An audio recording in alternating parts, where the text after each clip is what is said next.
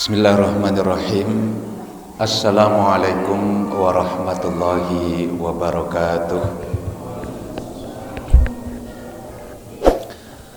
Alhamdulillah, alhamdulillahi rabbil alamin.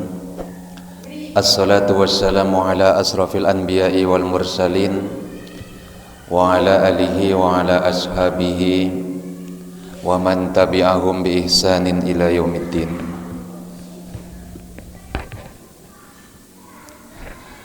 Walhamdulillahilladzi arsala rasula bil huda wa dinil haq liyudhhirahu 'ala dini kullih walau karihal kafirun walau karihal musyrikun. Asyhadu an la ilaha illallah wa asyhadu anna Muhammadan abduhu wa rasuluh la nabiyya wa rasulahu ba'da amma ba'du. Kaum muslimin wal muslimat, jamaah Qobla Iftar yang dimuliakan oleh Allah Subhanahu wa taala. Alhamdulillah, dengan izin Allah tentunya pada sore hari ini kita kembali bersama-sama bisa untuk berkumpul dalam rangka untuk beribadah kepada Allah Subhanahu wa taala yang bentuknya adalah tholabul ilmi, mencari ilmu, majelis taklim atau disebut juga kita ngaji. Mudah-mudahan setiap ikhtiar yang kita upayakan dalam rangka untuk mencari ridha Allah dari ibadah-ibadah kita akan senantiasa Allah Subhanahu wa taala terima seluruh totalitas ibadah yang kita hadapkan kepada Allah Subhanahu wa taala. Salam dan salawat mari kita sampaikan kepada junjungan kita, beliau baginda Nabiullah Muhammad sallallahu alaihi wasallam, khatimul anbiya wal mursalin, laqad kana lakum fi rasulillahi uswatun hasanah. Bapak Ibu sekalian yang dimuliakan oleh Allah, untuk bulan puasa syahrul Ramadan ini punya banyak istilah, kagungan kathah istilah sebutan. Kinten-kinten sing jenengan apal sebutane napa mawon? Syahrus Siam, bulan puasa. Terus enten malih napa? Syahrul Quran, bulan Quran. Malih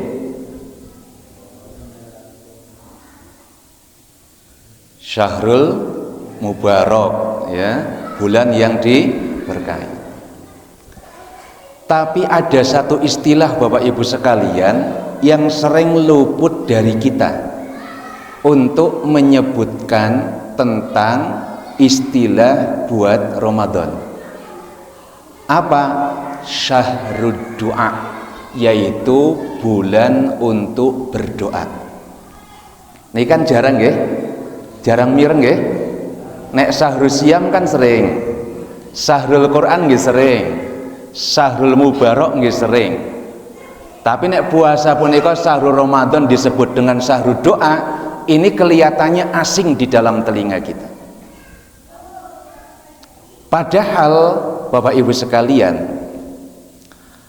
ayat yang memerintahkan kula panjenengan sami kangge siam untuk berpuasa, ayat yang berbicara tentang berpuasa di dalam surat Al-Baqarah yang dimulai dari ayat 183 sampai 187,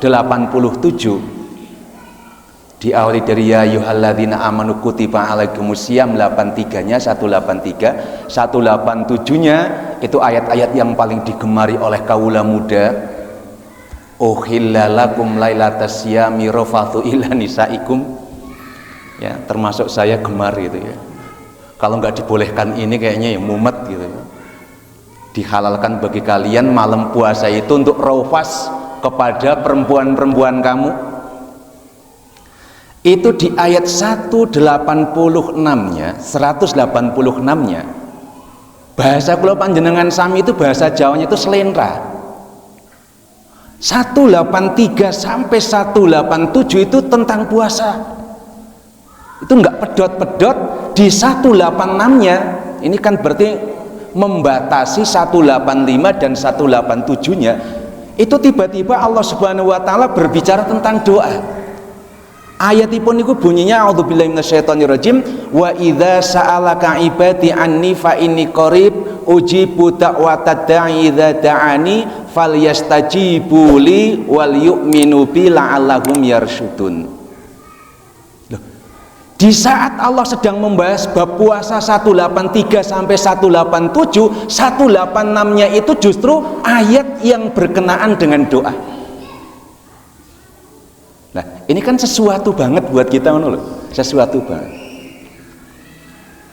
Kok bisa di sela-sela penyebutan tentang puasa diiringi, disela-selai dengan ayat yang kaitannya dengan doa, ya?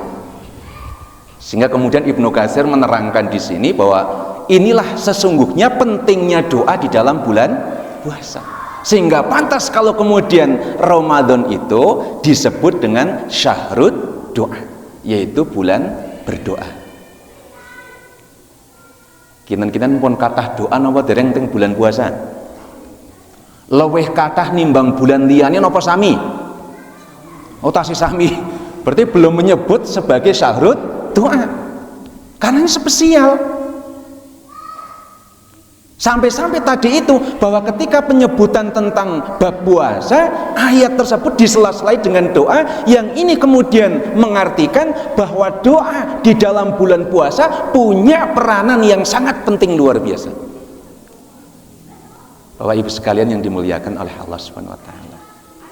Kemudian kapan kita harus berdoa kepada Allah di bulan puasa ini? Kita harus terang. Pertama, secara umum mulai dari kita puasa sampai kita berbuka, ini adalah saat-saat kita untuk berdoa kepada Allah. Jadi secara umum ya, ketika kita berpuasa, puasa itu batasnya min tulu'il fajri ila ghurubi syamsi, dari terbit fajar sampai tenggelam matahari. Dalilnya adalah riwayat Ahmad, thalathatun la turaddu da'watuhum as-shaimu hatta yuftira wal imamul adilu wa da'watul madlumi. 3 orang yang doanya tidak tertolak, orang yang berpuasa sampai dia berbuka, pemimpin yang adil, dan doa orang yang dizolimi. Hadis riwayat Ahmad. Maka secara umum ketika kemudian Ramadan ini dijadikan syahrul doa, bulan yang untuk kita berdoa kepada Allah, dari mulai kita puasa, yaitu dari terbit fajar sampai tenggelam matahari, itu waktu-waktu yang dianjurkan kita untuk perbanyak puasa, perbanyak doa. Karena sebelum kita iftar, sebelum kita buka puasa, ternyata kita dianjurkan untuk berdoa, karena doa orang puasa itu doa, salah satu doa yang makbul kepada Allah Subhanahu wa taala.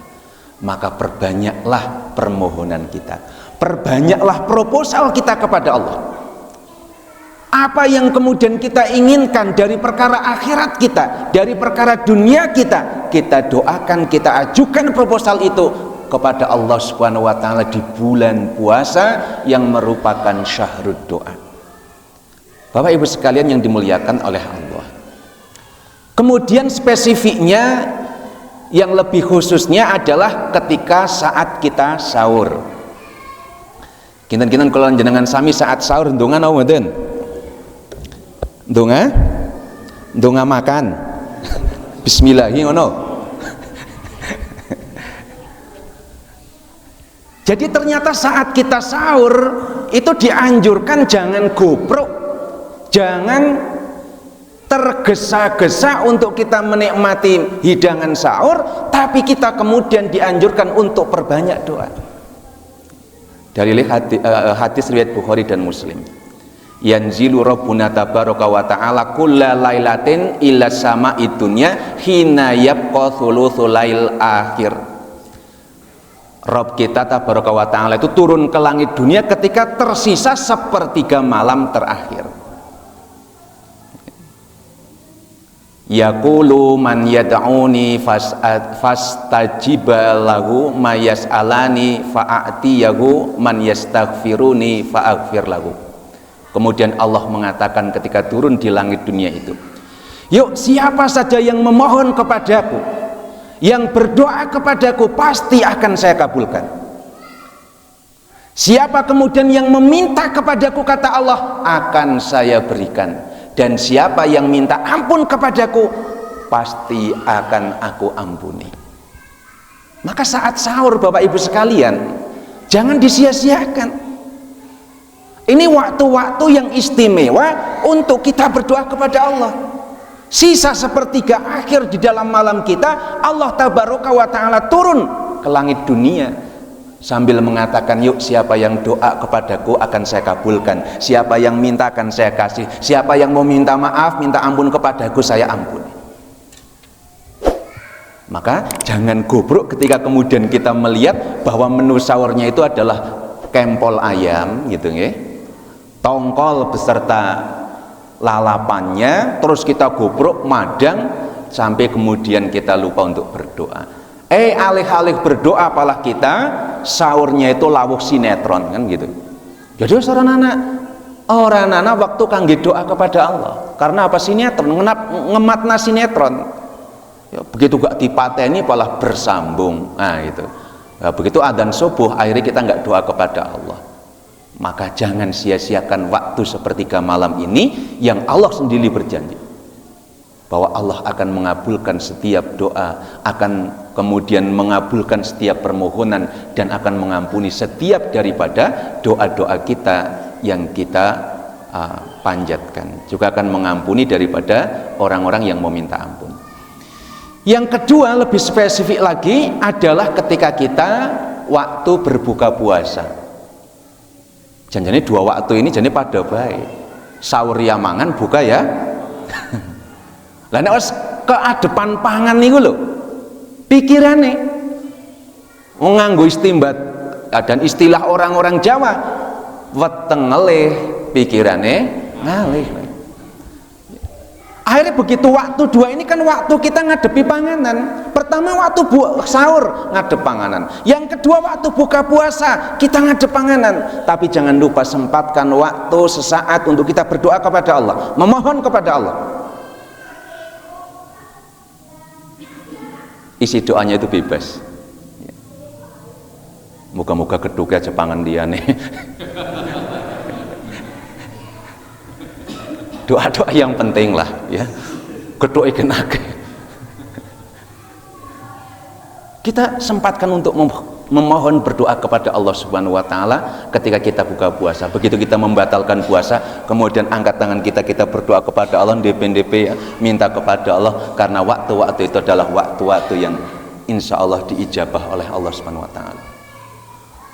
Kalau panjenengan sami punya permasalahan dengan kita malas beribadah, sahabat Utsman bin Affan bisa menghatamkan Al-Quran setiap hari di bulan Ramadan di dalam sholatnya. Kulo panjenengan sami sudah 10 hari Ramadan ini sudah berapa kali tamat Al-Quran? Kemalasan ini doa kepada Allah, ya Allah mudahkan ya Allah.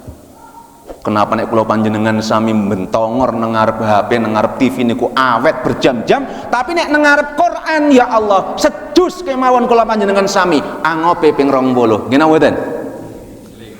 Oh selikur. Kacak siji. Doa kepada Allah. Kulo panjenengan sami yang punya permasalahan dalam keluarga, istri yang sulit dibina untuk di jalan yang benar, ada anak yang rewel, tidak mau untuk diarahkan ke jalan yang benar, doa. Ketika kemudian kita buka puasa, doa, sempatkan doa.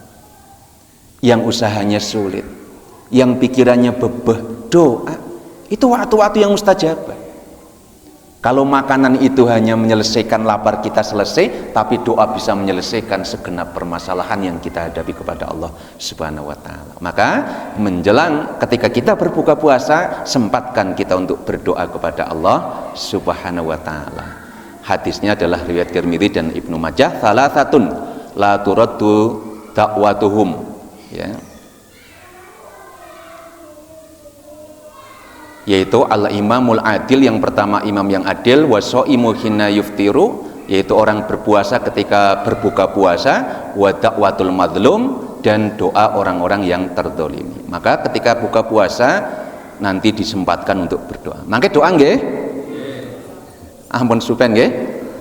ampun tergiur kali panganan itu nih.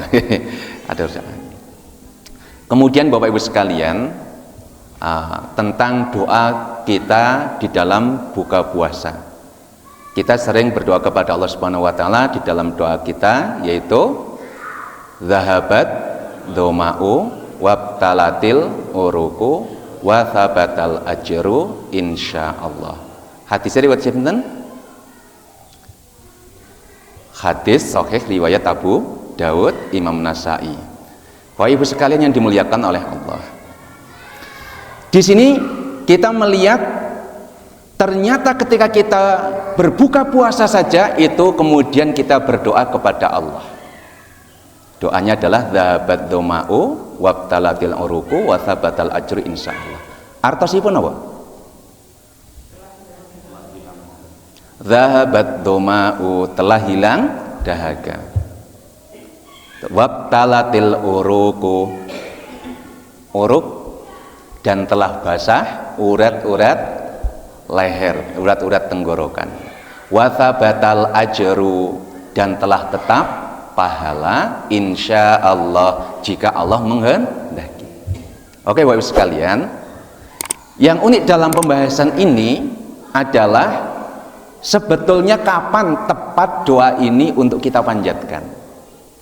Apakah kita sebelum puasa atau kita setelah sebelum kita berbuka atau setelah kita berbuka puasa?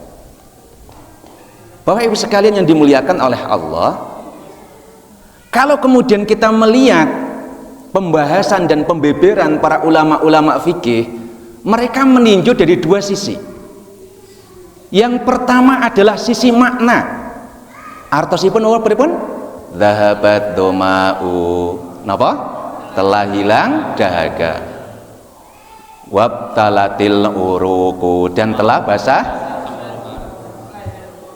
Kita ini kalau panjenengan sami ucapkan doa ini sebelum kita buka puasa, sudah hilang hausnya napa dereng? Sudah basah tenggorokannya napa dereng? Beri tepatnya doa ini setelah atau sebelum? Dari sisi makna bahwa doa ini tepat itu diucapkan adalah setelah kita berbuka puasa. Dari sisi makna lughawi, di dalam hadis kemudian disebutkan kana Rasulullah sallallahu alaihi wasallam idza aftara qala. Idza, apabila aftara itu fi'lul madhi, telah berbuka, bukan sedang atau akan. Kalau fi'il mudhari' maka akan. Tapi ketika idza, apabila aftara, telah berbuka, qala, baru mengatakan dzahabat doma'u wabtalatil uruku wa thabatal ajru insyaallah.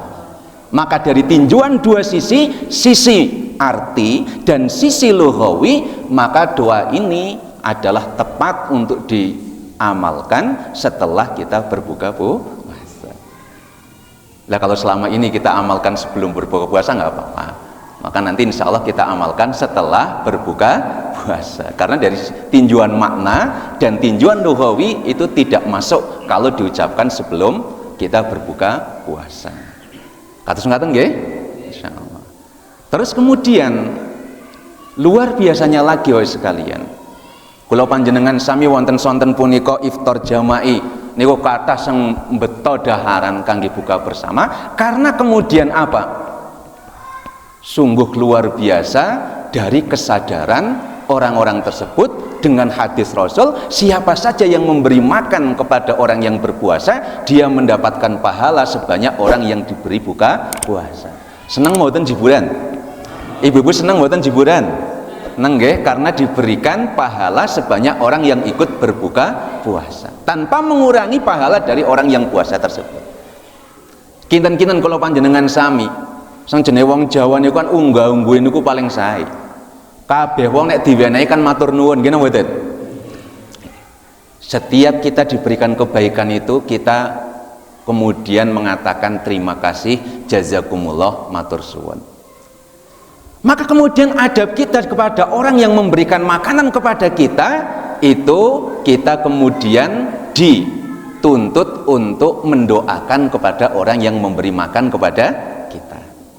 Ya, jadi orang-orang yang memberi makan, ya, memberi makan kepada kita, ya, itu kita doakan. Makanya ketika kita ditraktir orang juga kita doakan. Ketika kita kemudian kumpulan di salah satu orang tertentu juga kita doakan orang yang telah memberikan makan kepada kita semuanya, ya, dengan doa yang ada dalam riwayat Muslim, Allahumma barik lahum fima rozaqtahum waghfir lahum warhamhum. Hadis riwayat Muslim. Maka kita doakan kepada orang-orang yang telah memberi iftar yang ada di sini. Itu dengan doa tadi, yaitu apa? Allahumma fima rozaqtahum waghfir lahum warhamhum. Bapak Ibu sekalian yang dimuliakan oleh Allah Subhanahu wa taala. Maka inilah syahrud du'a, Ramadan disebut dengan bulan berdoa. Mudah-mudahan bermanfaat yang singkat ini. Kita persiapan untuk buka puasa. Kesalahan totalitas dari pribadi saya, kebenaran datang dari Allah Subhanahu wa taala. Kita tutup dengan doa penutup majelis. Bismillahirrahmanirrahim. Subhanakallahumma wa bihamdika asyhadu an la ilaha illa anta astaghfiruka wa atubu ilaik. Assalamualaikum warahmatullahi wabarakatuh.